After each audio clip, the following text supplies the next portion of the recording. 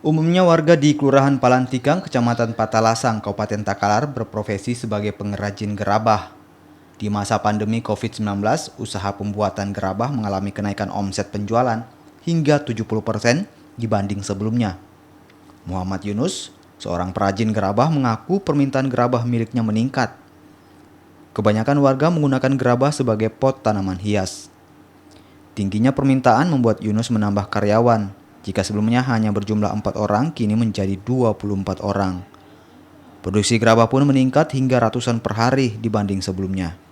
Omset penjualan gerabah yang hanya mencapai 2 juta rupiah per hari, kini meningkat hingga 10 juta rupiah. Jadi dulunya kan saya punya langganan kan kurang. Sekarang selama corona betul-betul naik 50 sampai 70%. Kenapa bisa meningkat penjualan, Pak? Apa anunya?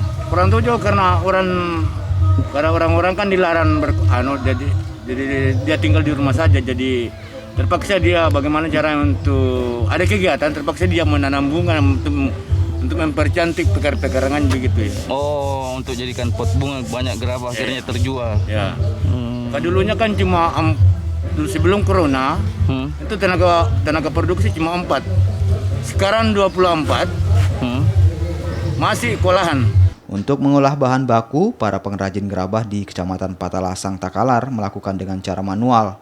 Mereka berharap pemerintah setempat dapat membantu khususnya kebutuhan bahan baku agar dapat menghasilkan gerabah yang bermutu. Asis, Kompas TV.